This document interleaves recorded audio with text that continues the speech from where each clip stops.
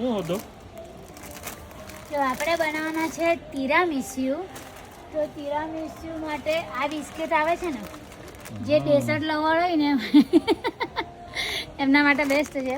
તો આ તિરામિસ્યુ ને આવી બિસ્કિટ જે આવે છે ને, જો આ પોચી આવે છે, આમ જો આ બેઠી પોચી ને, એમાં બીજી બી આવે છે ખાણવાળી, તે એટલી સારી નથી લાગતી, પણ આ જે આવે છે ને એવી પોચી બિસ્કિટ તે તિરામિસ્યુ માટે બેસ્ટ હોય છે. તો આજે આપણે તિરામિસ્યુ બનાવવાના છે એટલે એ લઈ લઈશું.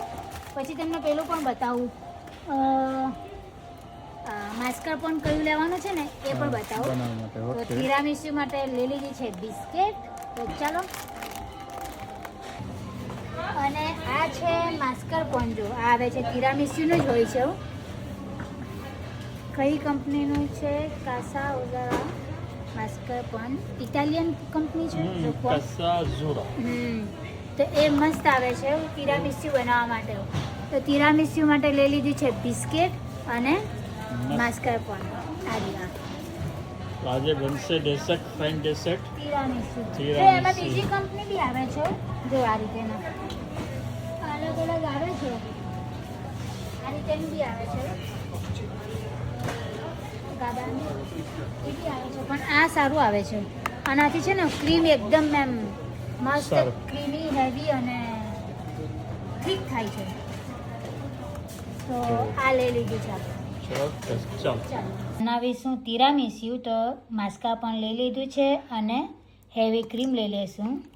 મેં લીધું છે આ 30% વાળું, તો એ લઈ લઈશું. 500 ગ્રામ માસ્કાર્પોને છે, એમની સામે આપણે લઈશું 200 એટલે 600 ml જેટલું ક્રેમ લિક્વિડ. ચાલો, તો માસ્કાર્પોને ને ક્રેમ લઈ લીધું છે, હવે બીટ કરી દઈશું.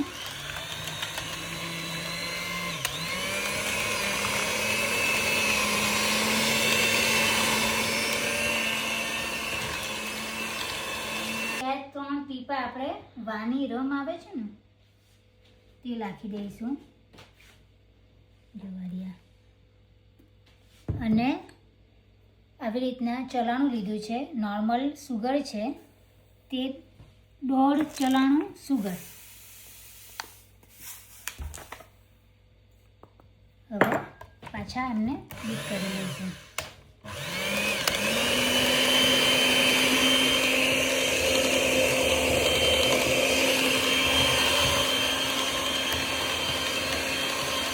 રેડી છે આપણું ક્રીમ.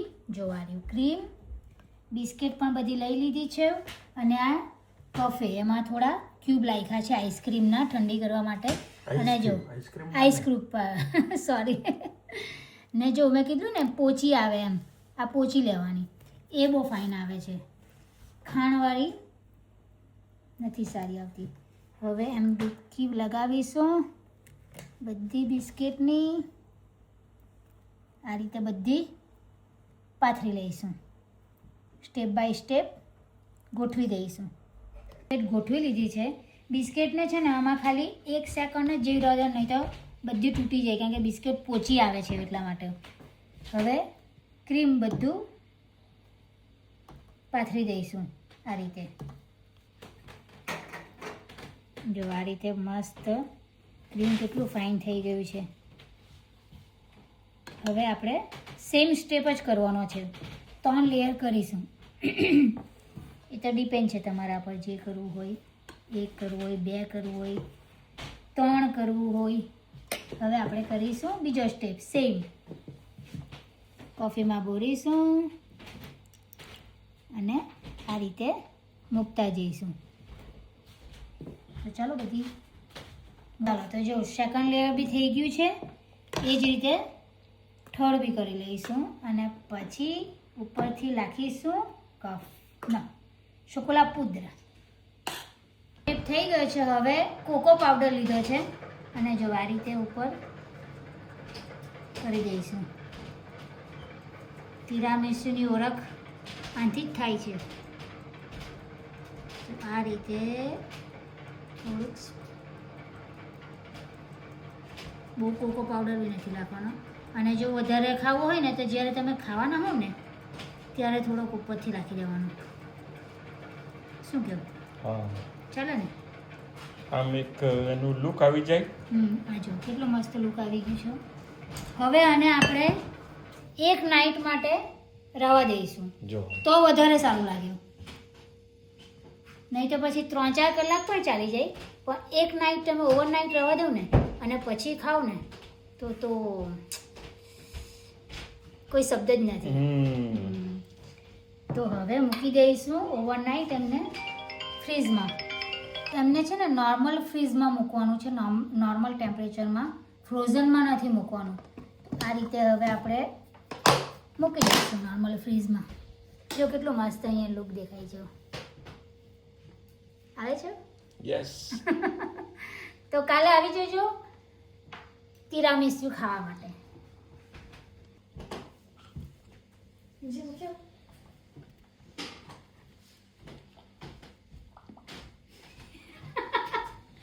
તો જો 2 બાઉલ બન્યા છે તિરામીસુ, તો બહુ દાબીને ખાવાના છે. ડેઝર્ટ રેડી છે આપણું તિરામીસુ. ઓવરનાઇટ થઈ ગયું છે ને મસ્ત જો બેસી ગયું છે. હવે આપણે કટિંગ કરીશું. ચમચો આપો. જો તો હવે ઓ મસ્ત થયું છે. હા, કટિંગ પરથી તો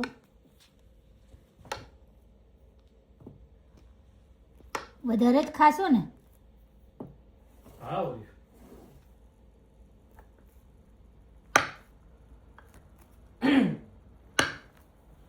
ચાલો તો હજુ આમાં અમારે તો નાખે ને.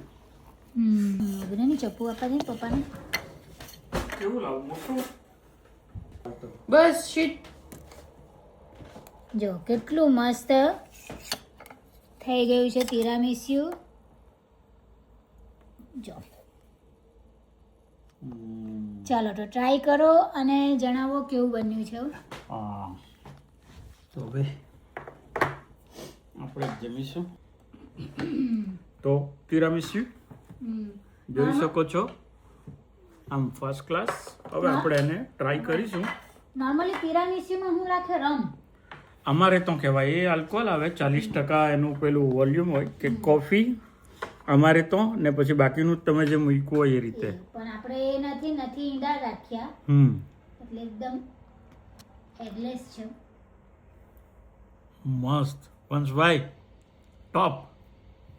મસ્ત બન્યું છે. બહુ મસ્ત. કેટલા આપશો? ઓહ, 10 માંથી 10.5. 0.5 બોનસ. બોનસ. ઓહ ઓકે, મસ્ત. જો તો કેટલું ફાઇન. આજે સ્ટેપ બનાવ્યા એ પણ દેખાય છે, અને ક્રીમ તો એટલું મસ્ત બન્યું છે ને.